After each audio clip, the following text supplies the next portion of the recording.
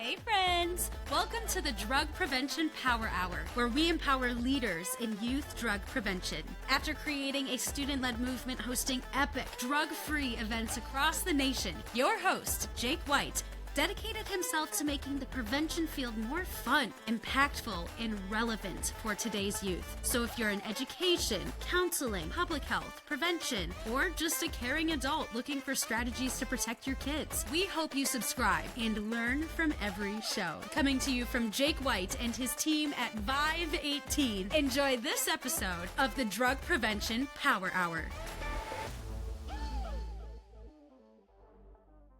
Welcome back to another episode of the Drug Prevention Power Hour, where we empower leaders in youth drug prevention.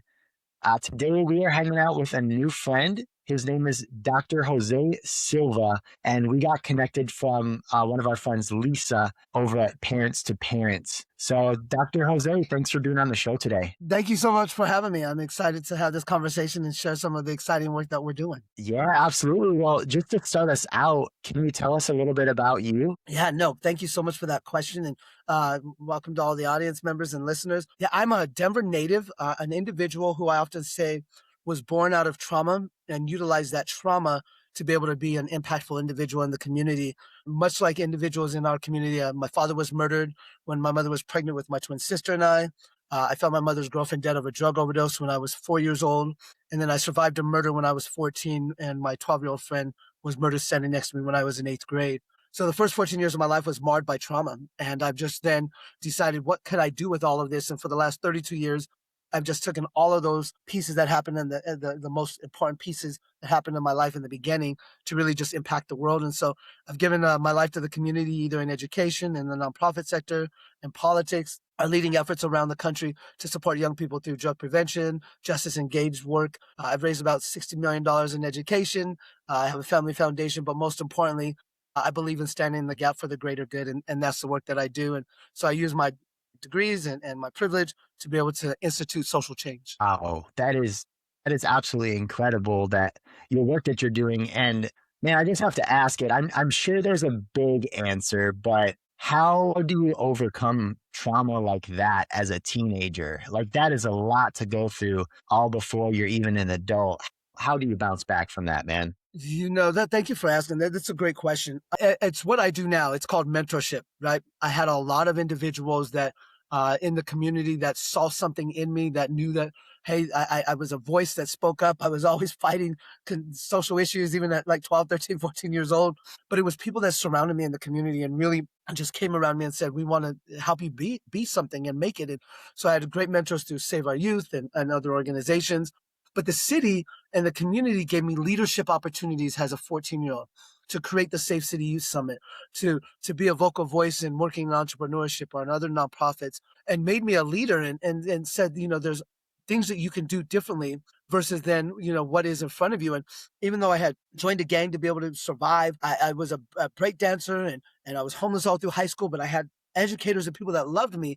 And so even my senior year, my counselor, Mr. Manus, and my social worker, Griselda Padilla, ensured that I was able to graduate. I took 100 credits. I emancipated myself from my mom and graduated with my class on time with a 1.86 GPA. But it was those individuals and adults that saw something in me, that poured love into me, that poured time into me, poured commitment into me to be able to make it where I'm at today. And so I stand on the shoulders of so many leaders in this city and so many friends that wanted more from me, and their belief in that allowed me to believe in myself. Hey, praise God for those Amen. people being around you at that time, because that is truly a legacy that they're left that now is just kind of blossomed in your life with all that you're doing. You remind me, honestly, what's really cool is you remind me of the students we get to meet today. Like last week we were at CADCA. Yeah. Are you familiar with the coalitions in CADCA? Yeah, I was at CADCA last year in Washington, D.C., and to hear the young people, especially the youth group of CADCA, and them just speaking and presenting, and just their energy. That's the community. That's my community. Yeah, that's so cool. No, I hear your passion and stuff. Like when I speak to them, there's just generationally with the right caring, supportive adults around you to build you up, and like these young people want to change the world just like you are. Yeah, it's so cool that you're speaking. I was the youth plenary speaker. Tomas, our co-founder, and myself did that at mid-year. And we probably passed you in the halls at Forum last year then. You must have. Yeah, I was there. We were talking about, I was the author of the Justice Engaged Student Bill of Rights, which is the first of its kind legislation in the country that ensures that if a student gets in trouble, that they can still have a way to graduate high school. And maybe it's not that same school or an alternative school, but it ensures that they have, their constitutional right to finish it. So we were doing a lot of work there, speaking about that, meeting with individuals. So I'm sure we passed each other. I even was sitting in some of the same sessions. That is awesome. Well, so you mentioned that bill or that legislation. Is that a big part of what you do today? Is working with lawmakers? It is. It is. I'm known as like Mr. Accountability in the state. So I work with a lot of, my motto is you don't pay my mortgage. So I can hold you accountable. I'm going to go to you. I'm going to ask what the community needs. And it's really hard for, these legislators and individuals to tell me no, that I've either got them elected or I can get them unelected. So, if we show up with an issue, they're there. But no, I have some amazing friends. The state Senate president is a dear friend. I'm a mentor of his. He championed our legislation. Representative Jennifer Bacon, who's also in my district, who I run her very first campaigns and a huge supporter of, was also our co-author. And so I spent a lot of time. I don't like the word's not lobbying. The word is really like informing and educating individuals about what is happening on the ground in the community. And most people had no idea that, I think we see it from afar. Kids get in trouble. They get kicked out of school. A kid gets in a fight and they get suspended for 5 days or 10 days, and then they're on the track, or they get arrested. And we just assume that, like, okay, the kid got arrested and now he's going to come back into the community. There really isn't a pathway back in. And so this legislation really created that first of its kind pathway for students to reintegrate back into society. But it's not even just like the education piece. It's also the mental health component. We've written legislation to support consultation and FFN family members that are supporting 0 to 5-year-olds, because it's really important that we think about what is the sociological pieces, right? My research is in epigenetic trauma. And for our listeners, epigenetic trauma is trauma that is ingrained in our DNA just naturally. So if you have a lineage of slavery, of apartheid, of genocide, of alcoholism, domestic violence, of chemical imbalances and mental health issues, then those markers then end up in the markers of our children and our children's children. And so you have two pieces here. One is biological and one is societal, that then creates this epigenetic piece. And so a lot of my work centers on how do we support educators in understanding the dynamics of students they're educating, so they don't see a student has a problem or a disciplinary problem, but maybe that student was witnessing domestic violence all weekend. And so taking a test on Monday isn't like the thing that they want to do. They just feel safe. And so they're talking back like, I'm not going to take this test, not because they don't want to take the test. They just maybe didn't eat all weekend. They didn't sleep all weekend. And so it's really helping educators understand the dynamics, the sociological piece of this, but then also the biological piece of it. And so that has been the work that I've been trying to educate around the state and around the country over the last few years around. If we look at it this way, then it changes and flips our mindset of how we address and even look at the behaviors of those in our own community, in our own family. Wow, that's fascinating. I'd never heard of that term, and thinking about it though, would be a very powerful factor in whatever it might be, right? Graduation, risk factors, things like that. When you look at our students being set up for success. I'd actually love to ask you some tips, if you don't mind. Of course. Because a lot of our listeners are the ones who are going to advocate at the Capitol, and they're wanting to get involved with legislation because just like you know, all right, well, how do I protect the young people in my town? What does it take to be successful in that realm of advocacy and holding legislators accountable and things like that? Do you have any tips for us? Yeah, I do. One thing is be prepared, right? Understand the issue, understand the cause, and personalize it. I think oftentimes we anticipate that, like, just because someone's elected to the office, they know something. Let me say this. Most of the times the people that are elected to office, they're elected to office to be a voice for us. And we oftentimes think it's different, like, oh, they're the voice that speaks for us, but they know what they need to do. They oftentimes don't. And so I say, be organized, understand your issue, and don't be afraid to speak up for the things that you need. As a young person, I utilize my voice in ways that I think, that sometimes piss people off. I was okay with that. We used to cruise in Denver, and one year the police came out in riot gear on a single day mile on a cultural event and like attacked the cruisers.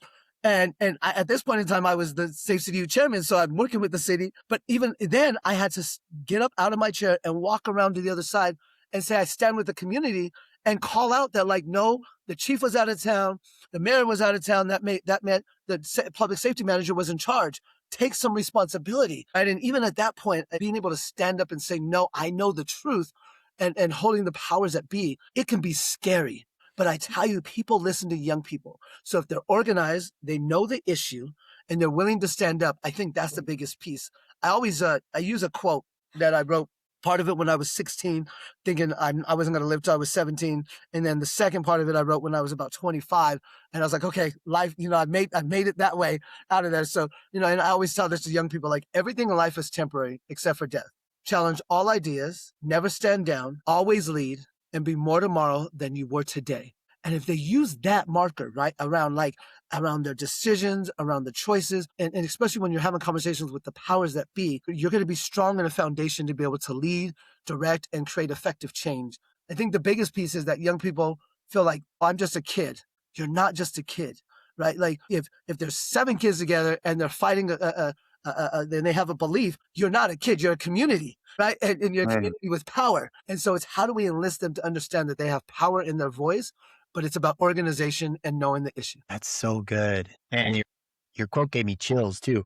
Thank you. Um, are stories important when you're doing this type of advocacy too? Like, I know numbers and preparation is important because that's like the backing of saying it's not me. But in my training, stories are everything because they're sticky. But is that actually as important when you're reaching legislators and advocating for those type of things? I would say it's probably more important, right? Because you get to personalize who it is. You get to put a name, a face, a community, a situation to the cause. I'm a data guy. I'm a nerd. Data runs everything, a lot of everything that I do in terms of why we do. So data is one point of it, but stories is also data, right? The historical significance of why this is important is also data. And if it's a story that's connected to that, much like my story, that is data. Most kids where I come from, and it's interesting. We hosted a networking event last night. I'm mentoring all these young leaders, entrepreneurs, and they're hosting this networking event. And it felt amazing to be, I'm 46 and they're like 25. And it's amazing to see them using their stories of pain, heartache, to become entrepreneurs, to become leaders, to become business leaders. And I think it's important for us to share the story, because the story then makes it real, right? For me, it makes it real that, like, if, Jose can do it, then a lot of us could do it. There was a young man I was talking to, Keith Kemenal. He's not young. He's 2 years older than me. We went to high school together, but his wife worked with one of the companies that happened to be there last night, saw me in the room, and, and I'm in Broomfield, probably 25 miles away from my community. And he comes up to me and I'm like, Keith, oh my God, how are you? And we're talking to other individuals. And he was talking to one young man, and he's all, no matter what Jose was going through, I knew he was going to be somebody that made it. Right. And it was partly because he stood up, he had voice, but he's like, and I was like, I was just humbled by this last night, everything I went through. We were all in the ROTC together, and he's all, no, but there was new, like, we knew that, like, you were gonna make it. If anybody was gonna do it for us and come out of the West Side, you were gonna be that one. And I think that's and now 28 years later that I've been out of high school, to hear that, to know that, like, people were paying attention then and are even paying more attention now. So young people have not just a chance, but an opportunity, a responsibility to stand up, so that when they leave school or leave their youth lives, people can reflect on them later on and say, I remember when, and look what you're doing now. Wow. So what does your work right now? What format are you in? Are you running your foundation? Are you doing consulting, or like, how do you get into these issues that you're helping with so much? Yeah, no, that's a great question. So I'm doing a lot of work. I'm a board member with Parents to Parents. And so consulting and supporting the work of really uplifting and lifting up our community-based approach and our filmmaking opportunities to really integrate communities around faith, coalition, and then also opportunity for change. So we're doing a lot of work around that, lifting up communities through filmmaking, through conversation. I host the largest school supply drive in the state of Colorado, and we give out about 4,000 to 5,000 backpacks a year. This will be our 18th year. So we're planning on that in August, and we gave out our 50,000th backpack last year. And so a lot of the work is done in the community there. But then I just really supporting schools and school districts and community organizations around the country around mental health support, really training their leaders to look at like what mental health is differently, to have those conversations around the sociological components of those pieces and power and privilege. And so a lot of that is done through my personal consulting, through my foundation, and also in partnership with organizations like Parents to Parents and the amazing work that we're doing there. Okay, cool. And for those of you who haven't heard of Parents to Parents, they make educational content for, I guess, for parents, but also through different organizations like hospitals or public health and coalitions. Like, you can access these videos and use them, which I'm just kind of new to learning about them, but was really, really inspired. Yeah, it's exciting. I've been with Parents to Parents now, I want to say 3-4 years on their board. I was a former board president, and I've shifted now into a different position and really leading our coalition work as a board member. And yeah, just you hit it right on the head, right? We are creating educational content. Let me make it a little broader. We are creating content that is educational, thought provoking, or even creates institutional change in a non-controversial or non-partisan way, right? We are enlisting and laying out the facts, and then showing the stories. One of them is Blue Baby, and I think about 8 young men at Boys Town that we followed and their stories to really bring life to like what is happening, and then how great organizations like them are doing and supporting some of this work. We've done suicide prevention films. One of the films that I'm in that really describes and talks about like the need to have these conversations and why voice matters and what that looks like. We've hosted one on gun violence, on American tragedy, during the 25th anniversary of the Columbine shooting, and really bringing life to Sue Klebold and love is not enough, and that kind of context around that. There's stories on anorexia, and we're working on one now on the apartheid. And so it has just been just a powerful organization to really just invoke educational opportunity and societal change through filmmaking, which oftentimes I don't know when the last time I went and saw a movie at a movie theater, but I always, anytime our movies are out, I'm there. But I really haven't brought myself to watch any other movies at the theater. Yeah, that's incredible. And I love what you said too. It's like it's not a certain party, it's bipartisan. It's one of those things that's missing today. With we live in like a vacuum of our algorithms feeding us the same voice that we want. And it's so important to have those, just, hey, here's the story, here's the information. We're not going to sway you. Correct. It's really, really important today. It really is, and I think because we're so inundated with whatever, we're so inundated with propaganda from everyone, right? From everyone. Yeah. If it's what kind of cereal to buy, to what kind of shoes you want, to what politics, all these pieces, right? And I think for so many families, they just want like, I'm just trying to make it today.